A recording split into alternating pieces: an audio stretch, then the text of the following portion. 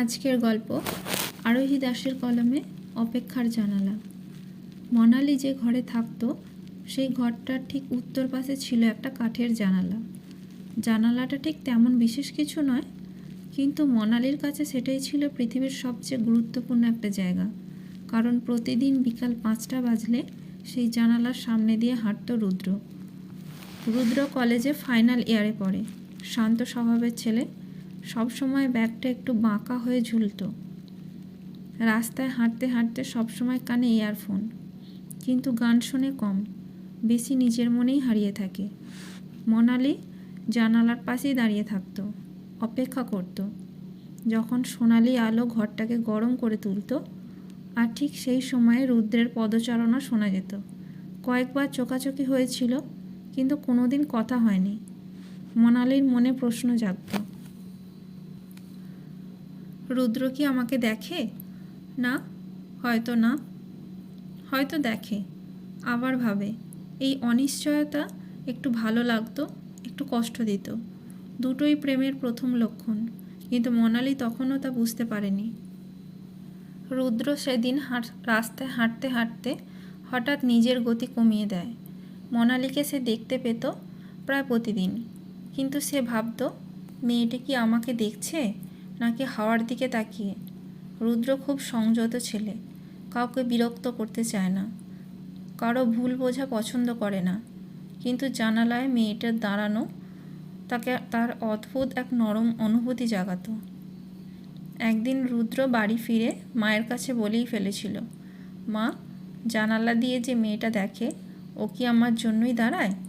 মা হেসে বলেছিল, যদি মনে হয় দাঁড়ায় তাহলে দাঁড়ায়, মেয়েদের চোখ ভুল বলে না। রুদ্র লজ্জায় লাল হয়ে গিয়েছিল। সেদিন রাতে মনালি খুব অস্থির হয়েছিল। জানালার বাইরে রাস্তার লাইট পোস্টের হলুদ আলো সরু রেখা হয়ে ঘরে পড়ছিল। বিছানায় শুয়ে সে ভাবছিল, রুদ্র কি আজ আমার দিকে একটু বেশি তাকালো? না, হয়তো কাকতালীয়, কিন্তু ও হাসলো কেন? মনালি নিজের বুকের শব্দ শুনতে পাচ্ছিল। তারপর সিদ্ধান্ত নিল, আগামীকাল সে লাল রঙের ওড়না পরবে, যেন দূর থেকে রুদ্র তাকে চিনতে পারে। পরের দিন রুদ্র যখন রাস্তার মোড়ে এলো, সে থমকে গেল, কারণ জানালার কাছে আজ মনালি নেই। কিন্তু পর্দার আড়ালে লাল কিছু দেখা গেল, ওড়নার কোণ। রুদ্র জানল সে আছে আর রুদ্রকে দেখছে। তার মনে হলো, এটা যদি ভুলও হয় তবু এই ভুলটা সুন্দর। রুদ্র একটু হাসল, আর সেই হাসিটা ছিল মনালির দিনের সবচেয়ে বড় আনন্দ। এক বিকেলে হঠাৎ রুদ্রের হাঁটার গতি থেমে গেল মনালির বাড়ির সামনে। মনালি জানালায় দাঁড়িয়েছিল, হাওয়ায় পর্দা উড়ছিল।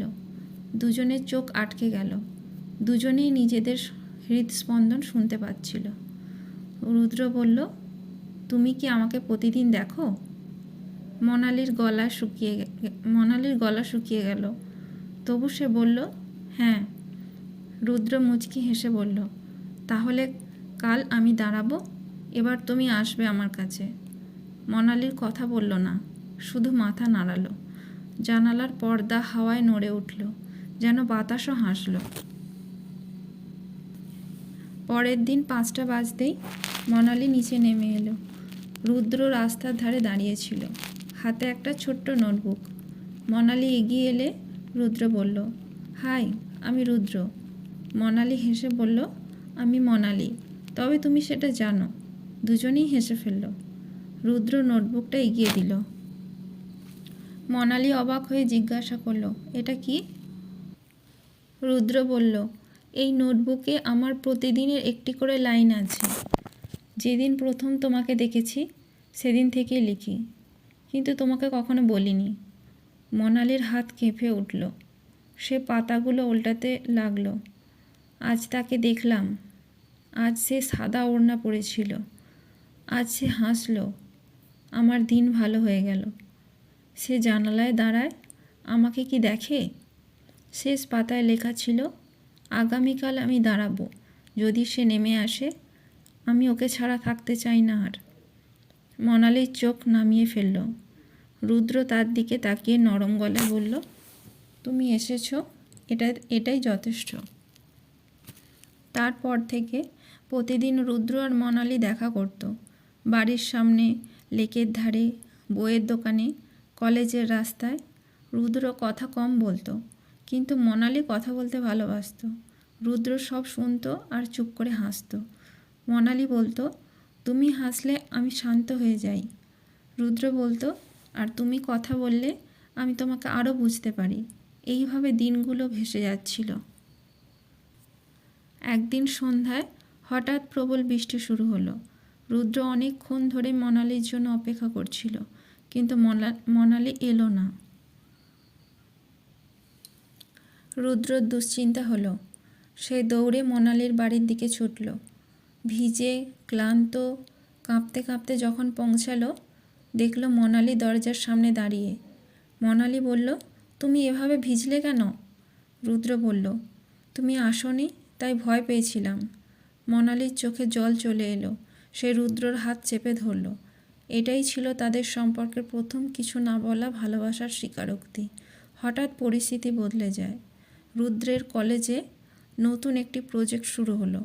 সে ব্যস্ত হয়ে পড়ল। দেখাও কমে গেল। একদিন মনালি বাইরে এসে দেখল রুদ্র একটি মেয়ের সঙ্গে দাঁড়িয়ে কথা বলছে। মেয়েটি রুদ্রকে বই দিচ্ছে আর রুদ্র হাসছে। মনালির মন হু হু করে উঠল। রুদ্র জানতেও পারল না তার সেই হালকা হাসিটাই মনালির চোখে বদলে গেল একটা ধারালো ব্যথায়। মনালি কয়েকদিন দেখা করতে আসেনি। জানালার পর্দাও নামানো থাকতো। রুদ্র বারবার কল করত, কিন্তু মনালি ধরতো না।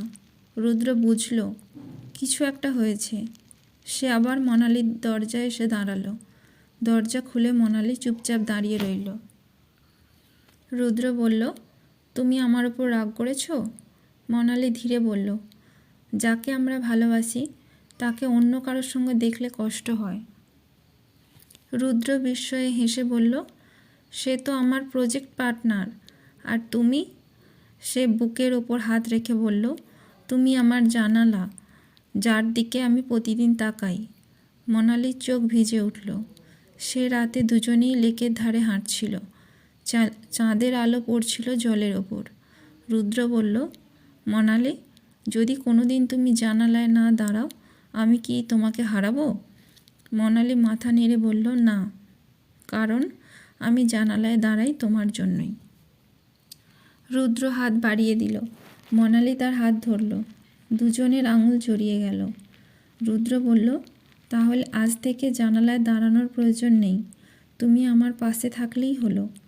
মনালি ফিসফিস করে বলল, তবুও দাঁড়াবো, কারণ অপেক্ষা করা আমার কাছে ভালোবাসার আরেক রূপ। কয়েক মাস কেটে গেল। দুজন একসাথে অনেক স্মৃতি সংগ্রহ করলো। রুদ্র মনালির জন্য বিশেষ নোটবুক লেখে। নতুন কবিতা, নতুন গান, নতুন সন্ধ্যা একসাথে। ঝগড়া, অভিমান, আবার মিটে যাওয়া। তাদের সম্পর্কটা ছিল জানালার মতোই খোলা। আলো আসে আর যায়, আর বাতাসে প্রেমের গন্ধ ভেসে বেড়ায়। একদিন রুদ্র বলল, মনালি, আমি কি তোমার জীবনে